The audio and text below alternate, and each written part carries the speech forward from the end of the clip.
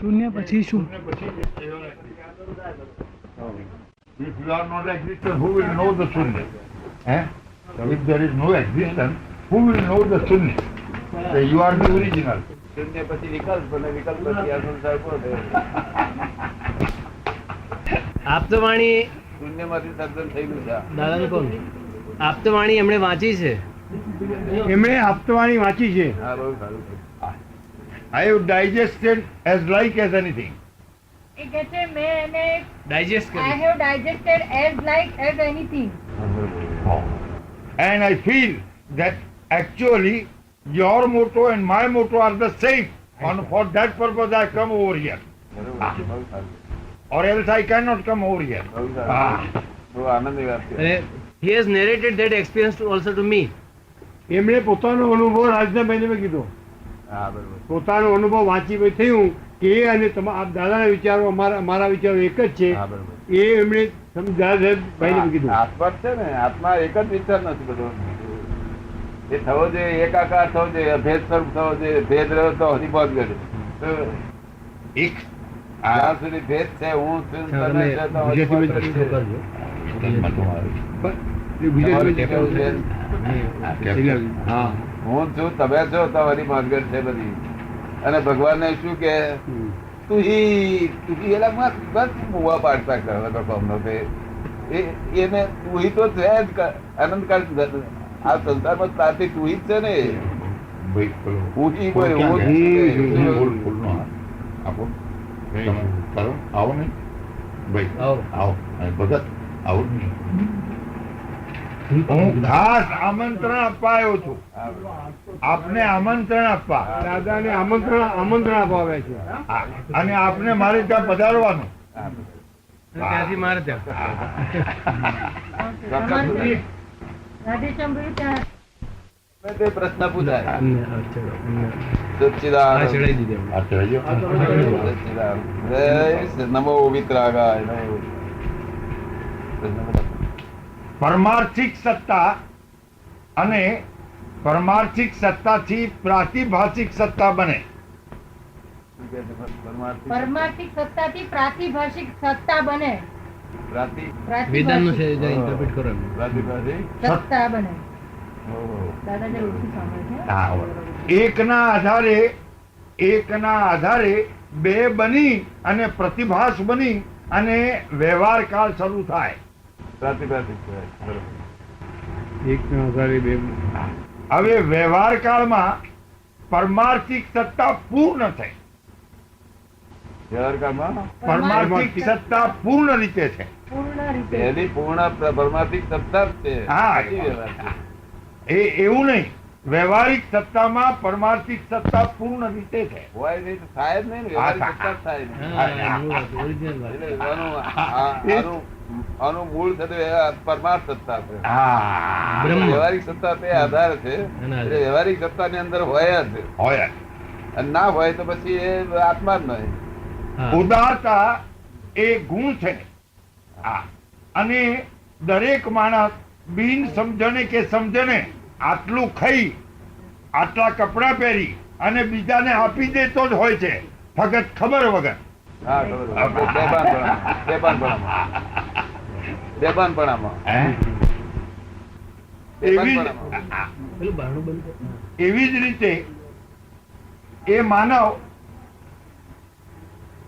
કોઈ પણ મોહ પાછળ જીવન નોછાવર કરવાની શક્તિ લે તો પરિણામ પૂર્ણ આવે.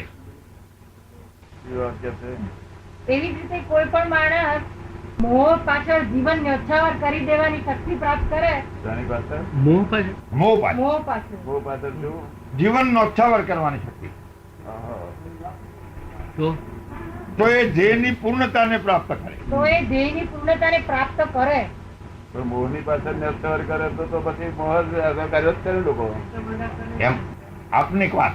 હવે વાત શું થયું કે પ્રેમ અને મોહ પેલામાં નોછાવર થવામાં બદલાની આશા છે અને અહીં પ્રેમમાં બદલાની આશા નથી. એટલી શક્તિઓ એટલી શક્તિ એટલે શક્તિ દરેકમાં પડી છે. આ વ્યવહારિક સત્તામાં બધી શક્તિઓ છે. આ દુનિયામાં કોઈ પણ માણસ સત્ય પ્રેમ ની શરૂઆત કરે તે ભગવાન થાય. સત્ય પ્રેમની શરૂઆત કરે. સત્ય પ્રેમમાં નિર્ભેળ હોય. એમાં સત્ય પ્રેમમાં નિર્ભર હોય, પ્રેમમાં વિષય ના હોય, પ્રેમમાં લોભ ના હોય, પ્રેમમાં માન ના હોય, તો એ નિર્ભેળ પ્રેમ એ ભગવાન બનાવે, સંપૂર્ણ બનાવે. એક આપને વાત વાંચતા તો બધા હેલા છે, પણ થવું મુશ્કેલ છે ને. થવું મુશ્કેલ છે એવું કહેવાથી શું થાય છે બાપુ?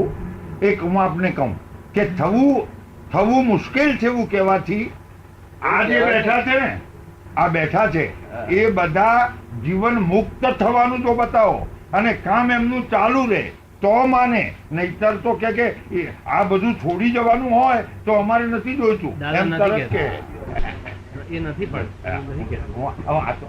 આ તો એક છોડવા કોઈ નવરો જ નથી ને. નવરો એટલે અમે કહીએ છીએ કે તમે પરણેલા મારી પાસે આવો, તમને મુક્તિ કરાવડો. હા. છોડવા કેટલા કરાવડા? 5 નથી માણસ છોડવા તે. હા. આ ઉપરથી આપણને એક સમજાય છે કે વ્યવહારિક સત્તામાં જો એને ઈશ્વરી લાઈન બતાવવામાં આવે તો એને મોડ કરવાની જરૂર નહીં, એને સ્વાભાવિક થઈ જાય. આખું સ્વાભાવિક છે. સ્વાભાવિક થઈ જાય. બસ આટલી જ વાત. દ્રષ્ટિ change થઈ જાય. આ દ્રષ્ટિ ચેન્જ થઈ જાય, બીજું કઈ નહીં. એનામાં આવડે છે બધું. આપનું શું કહેવું છે બોલો ને. બધા ખુલાસા કરી લેજો. કોઈ પેલો ભેગા થાય નહીં. જ્ઞાની પુરુષ થયા તો આપણે કામ કરવું. તમે પેલું શૂન્ય થી આગળ છે વાત કરો.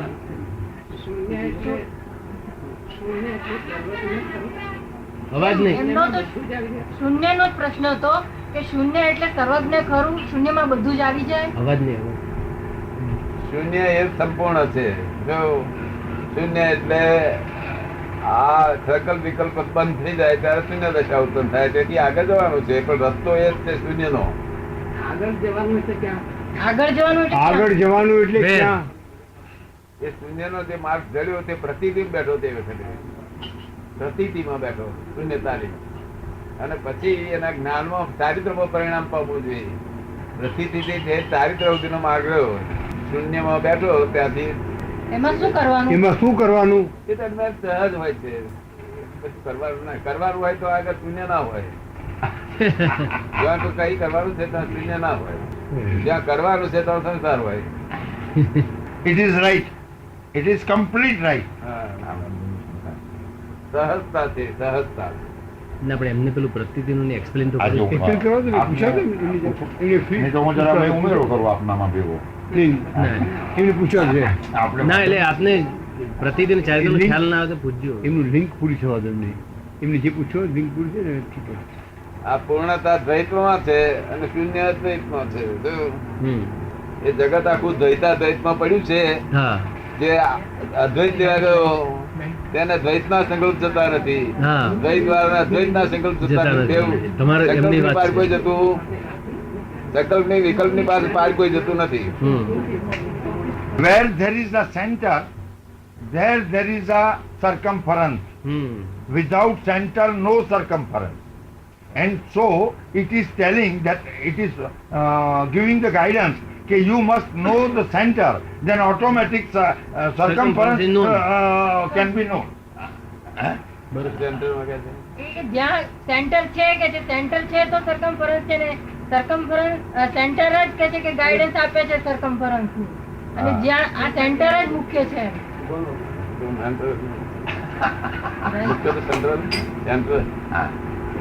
જોઈ લો એને. સેન્ટર પૂર્ણાહુતિ છે. પૂર્ણાહુતિ. Center પૂર્ણ. બસ એ. અને એટલે રિલેટિવ વ્યૂ પોઈન્ટ દાદા સર્કમફરન્સ ઉપર છે ને. તેથી અમે કહીએ છીએ અમે સેન્ટરમાં જઈને બોલીએ છીએ. અમારે કોઈ જોડે મતભેદ નથી. આ વર્લ્ડમાં કોઈ પણ માણસ જોડે અમારો મતભેદ નથી. એટલે રિલેટિવ વ્યૂ પોઈન્ટ સર્કમફરન્સ માં ને. રિલેટિવ વ્યૂ પોઈન્ટ બધા સર્કમફરન્સ બધા પર છે. relative છે. અને સેન્ટરમાં રિયલ. સેન્ટરમાં એ જ વાત છે. પૂછો બેન, પૂછો. બધું ખુલાસા કરવા છે. અહીં તો એવું નથી કે તમારું એ હાથ, ગમે તે તમારું પૂછો, ખોટું, ગમે તે મારું હાથ પૂછો. એવું કઈ છે નહીં. આપણે બધા એક જ છીએ. એક જ છીએ. ફક્ત બુદ્ધિ એ જુદા પાડ્યા છે. બુદ્ધિ શું કે હું સ્ત્રી છું, આ પુરુષ છે, એવું તો કશું છે રાતે નહીં. 12 વાગ્યા પછી કોઈ પુરુષ કે સ્ત્રી હોતો જ નથી. આત્મા જ હોય. રાતે 12 વાગ્યા પછી ભર નિંદ્રામાં બધાની અંદર એક જ જાગે અને ખાધું પચાવે ને હવારે તાજા માજા ઉઠાડે એવો એક જ જાતનું કામ કરનારો દરેકની અંદર હોય. એમાં શંકા વગરની વાત. આ તો નિરંતર કહે છે. કે છે રાત્રે એ જ 12 કેસ, એ જ કેસ પચાવવાનું મારા છે. સાહેબ કેવું છે રાત્રે 12 વાગ્યા પછી સ્ત્રી પુરુષ નો ભેદ હોતો જ નથી કે છે. સુષુપ્તિમાં સુષુપ્તિમાં અવસ્થામાં દરેક હોય છે અને પચાવે છે ખાધેલું. અંદરની શક્તિ બધાની એક સરખી જ કામ કરતી હોય છે, બધાને ખોરાક પચાવી આપે છે અને સવારે તાજા માજા કરી આલે છે કે છે. That is the actual realization, experience and realization of it. And every day in the sound sleep. But he has not realized actually how it is to be. That's the point. That is. એકલા ભેદ નથી, આ બધા માણસે માણસે ભેદ છે, દરેક માણસે એ બુદ્ધિ ભેદ પાડે છે, આવું ને હતું. મોક્ષ બધાને માટે કી જરૂરી છે ખરો? મોક્ષ બધાને માટે કે જરૂરી છે કઈ ખરો? જરૂર નથી. જેને આ સહન ન થતું હોય આ સંસારી દુઃખ તેને જ મોક્ષ ની જરૂર છે, બીજું સહન થતું હોય તેને વાંધો નથી. એટલે સંસારમાં રહીને પણ મોક્ષ ની સ્થિતિમાં રહી શકાય ખરું? સંસારમાં રહીને પણ મોક્ષની સ્થિતિમાં રહી શકાય ખરું? બહુ થઈ ગયું. અમુક ફરજો બજાવવાની હોય. સંસાર જ છે, ત્યાગી એ સંસારી છે અને ગ્રહસ્થી સંસારી છે. ફક્ત લિંગ ફેર છે, પેલું ત્યાગી લિંગ છે ને ગ્રહસ્થ લિંગ છે. ત્યાગી ને ત્યાગ નો કેપ હોય અને ગ્રહસ્થ લેવાનો કેપ હોય, બંને કેફી છે. Intoxicated, both are intoxicated. No doubt. And he is in his renunciation and he is in possession. એટલે સંસારમાં કઈ હરકત કરતું નથી. એક બેન અને મોક્ષ એ તો આ મોક્ષ બાપુની એ તો વાતનો આપની સાથે ખુલાસો બહુ જ સરળતાથી છે. કૃષ્ણ નીતિ અને જનક વિદેહીની નીતિ એ કહે છે કે દરેક કામ બધા સંસારના થાય, પૂર્ણ થાય અને શ્રેષ્ઠ થાય. કેવી રીતે? જીવન મુક્ત અવસ્થાથી. આ એનો શબ્દ છે, જીવન મુક્ત અવસ્થાથી, કૃષ્ણ નીતિથી અને જનક વિજયી જે જીવન જીવ્યા એ રીતે આખું જીવન બધું કર્મ કરવા છતાં કોઈ પણ કર્મમાં પૂર્ણ શ્રેષ્ઠતા પ્રાપ્ત કરીને થઈ શકે એમ. એટલે એમ કે કલુષિતતા અગર ઓછાપણું એ પણ ના આવે, પૂર્ણતા પામે. આ એમનો મૂળ સવાલ છે અને એને જ મુક્તિ કહેવામાં આવે છે. એ મુક્તિનો અર્થ એક જ છે કે બંધનનો સ્વીકાર થાય એને મુક્તિ આપવાની હોય, પણ જ્યાં બંધનનો સ્વીકાર જ નથી ત્યાં મુક્તિનો ક્યાં સવાલ ઉભો થાય? પણ એક વાત ચોક્કસ કે આ પૂતગળમાં આવ્યા પછી એ પૂતગળના ભાવમાં આવી જવાથી એને બંધનના બધા વિચારો લાગુ પડે છે, બધા આ પૂતગળ ભાવમાં આવવાથી. બાકી કઈ હોતું નથી. આ મનુષ્ય માત્ર બધા ઉઘાડી કે ઊંઘે છે, બસ બીજું કશું કરતા નથી. એક ઉઘાડી આંખની એમની ઊંઘવાની બાપુની વાત કહું. વેપારી જાણે છે કે ઘરાક આવે વિના રોટલા ના મળે અને ઘરાકને બકરો સમજે છે. હવે આને ચા ભગવાન સમજતો નથી કે એનાથી રોટલા ભેગા થઈ જાય છે. હવે આમાં ક્યાં ફેર છે? અનુભવ છે. He has got the experience. પણ દાદાએ વેપાર કરેલો જ છે ને, આવી રીતે કરેલો, ભગવાન સમજીને કરેલો. બસ એ સમજીને જ વેપાર થાય. પોલીસને પણ એમણે આજ સવારે કહેતા હતા કે એમ કહ્યું કે ભાઈ જેલમાં લઈ જવું હોય તો લઈ જા, અમારે ઘરનું બારણું વાંકવું પડશે, જેલમાં તો પોલીસને વાંકવું પડશે, અમારે શું?